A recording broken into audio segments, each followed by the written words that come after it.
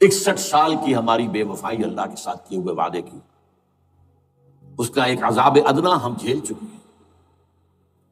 71 یاد کی سن 71 پاکستان 2 لخت، 94,000 مسلمان پاکستانی بھارت کی قید میں بھیڑوں بکریوں کی طرح ہانک کر لے جائے گئے، ٹرکوں میں بھر بھر کر، جیسے کہ ڈیرہ غازی خان سے بھیڑیں بکریاں آتی ہیں لاہور میں ذبح ہونے کے لیے، کنسنٹریشن کیمپس میں۔ ہمارے ٹائیگر نامی جرنیل نے پیش کیا اپنا ریوالور،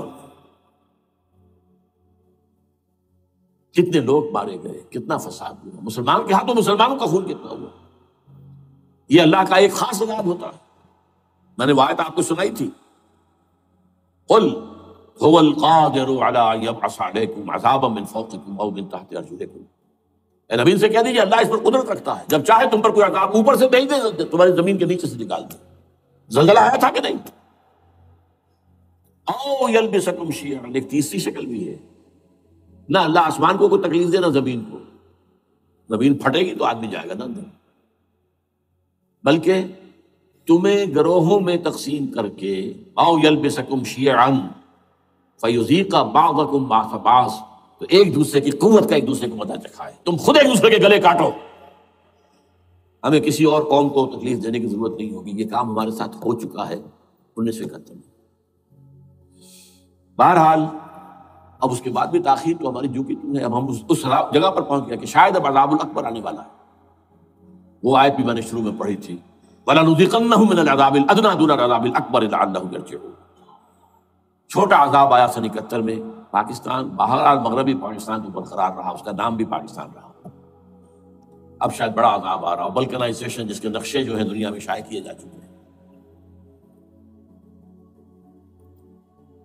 اور اس اسلامائزیشن کے لیے جو میں کہہ رہا ہوں کہ اس کے بغیر یہاں پاکستان نہیں رہے گا، اس کے لیے اس کی جو دستوری، تدریجی، قانونی، پرامن اگر راستہ اختیار نہ کیا گیا تو ملیٹنسی بڑھے گی، یہ رکنے والی نہیں ہے۔ یہ جو اوپر کا جو علاقہ ہے، ایک ٹرائنگل ہے جس کا نقشہ کھینچا ہے ایک بہت بڑے مصری ادیب اور مورخ نے، شکیب ارسلان ان کا نام تھا۔ انہوں نے کہا ہے کہ یہ پامیر سطح مرتفع جو ہے، پامیر جسے روف آف دی ورلڈ کہا جاتا ہے، اس سے پہاڑوں کے سلسلے نکلتے ہیں، کوئی چین کی طرف چلا گیا، کوئی تبت کی طرف چلا گیا، جو قراقرم ادھر آ گیا پاکستان کی طرف، ہمالیہ آ گیا پاکستان انڈیا کی طرف، ادھر ہندو کش چلا گیا افغانستان میں۔ یہ سب جیسے کہ ایک جو پہیا ہوتا ہے، اس کے جو لگے ہوتے ہیں اسپوکس جنہیں کہتے ہیں۔ اس نے کہا کہ ایک طرف ہمالیہ اور ایک طرف ہندو کش، اس کے درمیان میں جو قوم رہتی ہے، اب نوٹ کر لیجیے، یہ ہمالیہ کا اینڈ جو ہے مغربی، وہ کیا ہے، یہ نتیا گلی وغیرہ اسی کا حصہ ہے، اس کے بعد ختم، دریا سندھ بہ رہا ہے، لیکن اوپر جا کر وہ ٹرن دیتا ہے رائٹ کو، تو پھر اب وہ قراقرم اور ہمالیہ کے درمیان جاتا ہے، یہاں تک کہ انڈیا سے جو اس کا داخلے کا راستہ آ جاتا ہے۔ لیکن یہ جو ہے، یہ درمیانی راستہ، یہ اصل میں ہندو کش ادھر اور ہمالیہ ادھر، اس کے درمیان جو قوم آباد ہے، اور اس ٹرائنگل کا بیس ہے مالاکنڈ کا پہاڑ، مالاکنڈ، ہمالیہ، ہندو کش۔ اس ٹرائنگل میں جو قوم آباد ہے، شکیب ارسلان کہتا ہے، اگر پوری دنیا میں اسلام کی نبضیں ڈوب جائیں تب بھی یہاں کے لوگوں میں اسلام کی نبض چلتی رہے۔ یہ وہ علاقہ ہے جہاں سے پاکستان کے طالبان کا آغاز ہوا، جہاں سے پرامن تحریک چلی تھی، اس کا راستہ روک دیا گیا، اب وہ شدت پسندی پر آ گئے، اور یہ شدت پسندی بڑھے گی اگر آپ نے تشدد سے روکا، اگر امریکہ کے چمچے بنے رہے، اگر امریکی ایجنڈے ہی کو پورا کرتے رہے اور اپنے لوگوں کو مارتے رہے، تو جواب میں دریک چراغ حقیقت قبول کیا تم نے تو موج دودھ سے صد آفتاب ابھریں گے۔ یہ آپ جو آ رہے ہیں، کہاں سے آ رہے ہیں آپ کے یہ خودکش حملہ آور؟ یہ وہی ان لوگوں کے رشتہ دار نا جو امریکی بمبارڈمنٹ میں مارے گئے، کتنے ہیں جن کے بچے ختم ہو گئے، بیٹے مر گئے۔ یہ جو ہمارے ہاں ایک کمانڈوز کے کیمپ کے اوپر جو حملہ ہوا تھا اور خودکش بمبار، جس سے کہ شاید 18-19 بہترین آپ کے کمانڈوز ختم ہوئے تھے، وہ کون تھا؟ وہ خود کمانڈو تھا، اندر کوئی اور تو جا ہی نہیں سکتا تھا، یہ کمانڈوز کا کیمپ تھا، اور اس کے میس میں لوگ کوئی جا سکے، وہ خود کمانڈو تھا۔ اس کی بیٹی لال مسجد کے اندر جلی تھی، اب آپ اندازہ کیجئے کہ اس کے دل میں جو جو جو کھول رہا تھا اس کا جذبہ، اس نے اس کو ٹھنڈا کیا خود جان دے کر. تو جان لیجیے ادھر باجوڑ میں حملہ ہوا تھا، ادھر جو ہماری ملٹری پریڈ کے اوپر حملہ ہو گیا. تو یہ بات رکے گی نہیں. اور یہ ظاہر بات ہے کہ اب شمال سے لے کر نیچے تک کی بات ہے. وہاں پر بھی میں نے شروع بھی کہا تھا یہ خطرہ حقیقی ہے، غیر حقیقی نہیں ہے، وہمی اور خیالی نہیں.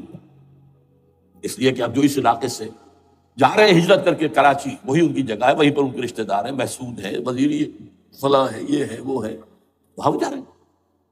اور وہاں پر بھی ظاہر بات ہے کہ جو کچھ ہو رہا ہے افغانستان میں اور جو کچھ ہو رہا ہے شمال سرحدی صوبے میں، اس کا ایک تسلسل ہوگا. میں یہاں یہ عرض کر دوں آپ سے کہ تقریباً 4 سال قبل، بلکہ 4.5 سال، میں انتہائی مایوسی کو پہنچ چکا تھا کہ پاکستان کا وجود باقی نہیں رہے گا. میں نے یہی تقریر کی ہے 29 فروری سن 2004 کو اسی جگہ. پاکستان جواز کھو چکا، یہ اسلام کے نام پر تھا. ویئر اسلام؟ جو اسلام یہاں وہ بھارت میں بھی ہے، وہ تو امریکہ میں بھی ہے.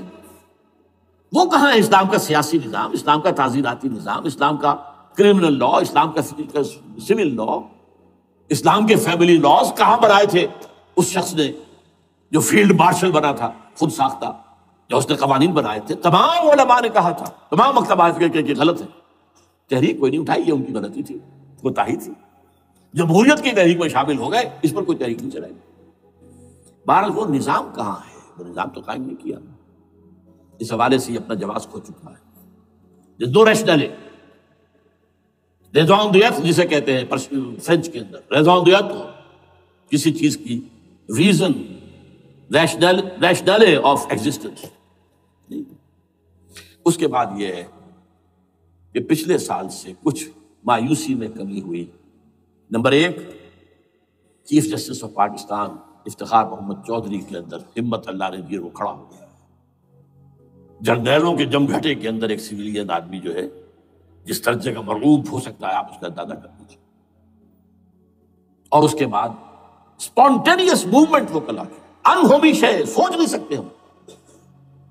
یہ موومنٹ جو ہے یہ کوئی اسٹریٹ ارچنز کی چلائی ہوئی نہیں ہے، یہ ہمارے ہاں کے گاموں ماجوں کی نہیں ہے، بلکہ یہ تو پڑھے لکھے لوگ، وکیل، کالے کوٹ، کالی ٹائیاں، پینٹ، یہ جو سختیاں جھیلی ہیں انہوں نے. ابھی تک وہ تحریک چل رہی ہے. اگر ظاہر بات ہے وقت گزرنے کے ساتھ ساتھ اس کی وہ تیزی اور تندی میں تو کمی آئی اور حکومت کو موقع ملا ان کے اندر کوئی رفت پیدا کرنے کا بھی. لیکن بہرحال ان دونوں چیزوں سے میری مایوسی میں قدرے کمی ہوئی. اب دوسری بات وہ تھی 18 فروری کے الیکشن کا پرامن طور پر منعقد ہو جانا. میں یہ سمجھتا تھا کہ جو اس کے اندر دخل اندازی ہے، رگنگ ہو گئی ہوئے، کیسے ممکن ہے پاکستان میں الیکشن ہو اور رگنگ نہ ہو. پھر تحریک چلے ہی چلے، کیونکہ تحریک تو چل رہی ہے پہلے سے، صرف اس کے اوپر تیل اور ڈالنا ہے نا. اور پھر بدامنی ہوئی ہو، اور پھر دونوں طرف گدھ بیٹھے ہوئے ہیں. The NATO forces in the west, Indian forces on the east, they will march into Pakistan. اور پاکستان کے ایٹمی دانت توڑ کر Pakistan will be put at the mercy of India, Bharat. Now do whatever you like. Condoleezza Rice کا میں آپ کو بیان سنا چکا ہوں. پاکستان کے مستقبل کا فیصلہ امریکہ اور بھارت میں کرنا.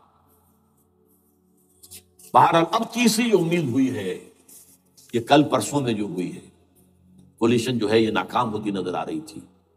لیکن یہ کہ صدر کے مواخذے پر یا صدر کے خلاف جو ایک کاروائی ہو رہی ہے، اللہ کرے کہ وہ پوری ہو جائے، یا اس سے بھی بہتر ہے کہ وہ خود ہی استعفیٰ دے کر دفع ہو جائے. بہرحال یہ کہ اس سے بھی کچھ امید کا پہلو جو ہے پیدا ہوتا ہے. اب یہاں اسلامائزیشن کا پرامن، تدریجی اور اسلام کا دستوری اور قانونی طریقہ کیا ہے؟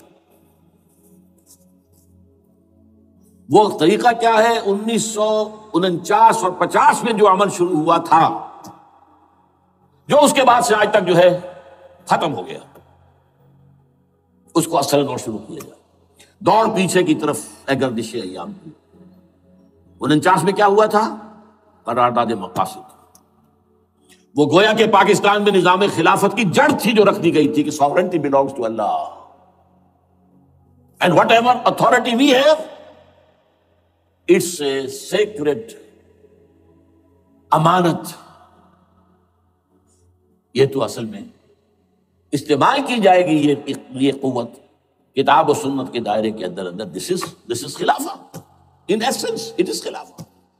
خلافت کی بنیاد رکھ دی گئی.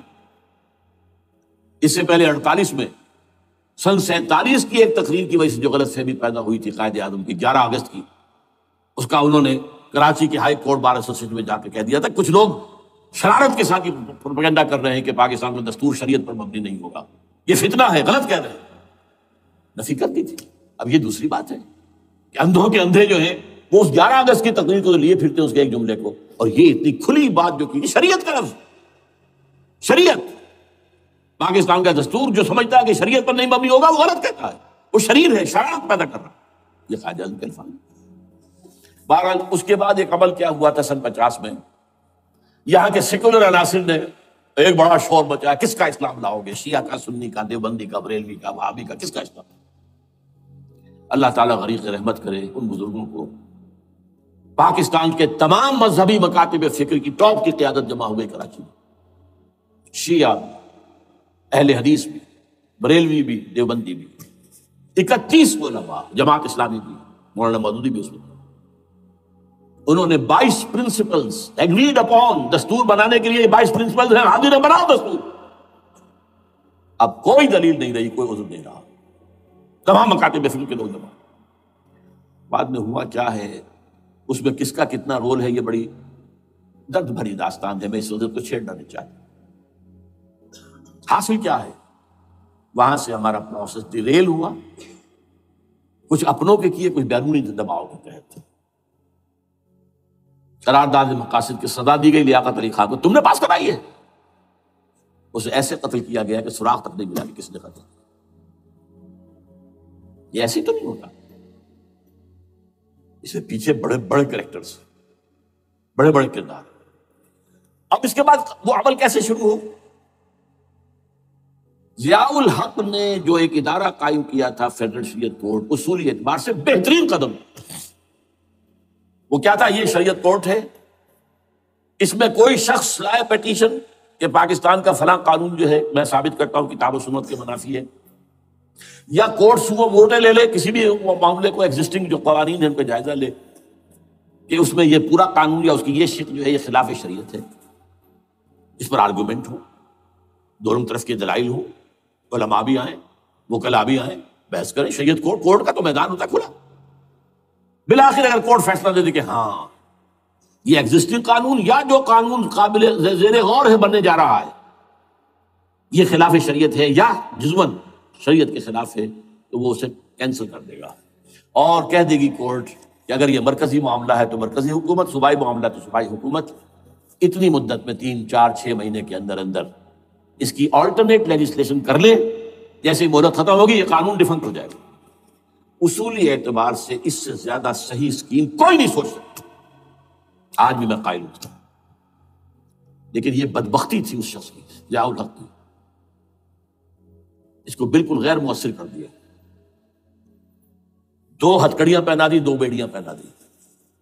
کانسٹیٹیوشن آف پاکستان آپ کے دائرے کار سے خارج ہے، یہ سیکریٹ کاؤ ہے، ہاتھ نہ لگانا. جو جوڈیشل پروسیجرل لاز ہیں، ضابطہ دیوانی، ضابطہ فوجداری، یہ بھی تمہارے دائرے سے خارج ہے. مالی معاملات 10 سال تک خارج، اور فیملی لاز مستقل خارج. انا للہ و انا الیہ راجعون. اب کرنے کا کام کیا ہے؟ نمبر 1، فیڈرل شریعت کورٹ کے دائرے پر جو تحدیدات ہیں، لمیٹیشن سے ختم کی جائے یکسر. نمبر 2، اس کا سٹیٹس کم سے کم ہائی کورٹ کے درجے کا ہونا چاہیے. نمبر 3، اس میں جید علماء کو لا کر بٹھایا جائے، ان کی میجورٹی ہونی چاہیے، وہ کلا بھی ہوں، جدید تعلیم کے، جدید قانون کے جاننے والے، لیکن علماء بھی ہوں. اگر آپ جید علماء کو لے آئیں گے تو پھر وہ جو عام مولوی ہے بیچارہ، وہ جو پوری طرح نیم خواندہ ہے یا نیم تعلیم یافتہ ہے، یا ہمارا عام آدمی ہے جو طالبان کے انداز کے اندر وہ شدت پسندی پر آ گیا ہے، اسے یہ اندازہ نہیں ہے کہ دین میں اہمیت کس شے کی اول ہے، پھر دوسری کون سی، سالوی شے کون سی ہے. اب اس کے بجائے علماء، جدید علماء، تمام جو ہے مسالک کے علماء اس میں شامل کیے جائیں. اس کے فیصلوں پر نظر ثانی کا کھلا موقع ہونا چاہیے. ایک دفعہ عدالت فیصلہ کر دے، نظر ثانی کا موقع ہونا چاہیے. اور کسی ایک شہری کی طرف سے پیٹیشن آئے یا سو موٹو، وہ جائزہ لے اور ایک ایک کر کے قوانین جو ہے غلط ختم. ان کی جگہ پر لیجسلیشن پارلیمنٹ ہی کرے گی یا صوبائی اسمبلی کرے گی. کورٹ کا کام لیجسلیشن نہیں ہے. وہ یہ کہہ سکتا ہے یہ بھائی یہ معاملہ جو ہے شریعت سے تجاوز کر گیا، یا فلاں جو قانون تم بنانے چلے اس کی یہ جو ہے شریعت کے خلاف ہے، بس فیصلہ یہ دے گی. ظاہر بات ہے لیجسلیشن اس کا کام نہیں. لیجسلیشن جو کرے گی آپ کی نیشنل اسمبلی کرے گی، آپ کی صوبائی اسمبلی کرے گی، لیکن اس کا متبادل قانون لے آئے اور پہلا قانون ختم ہو جائے.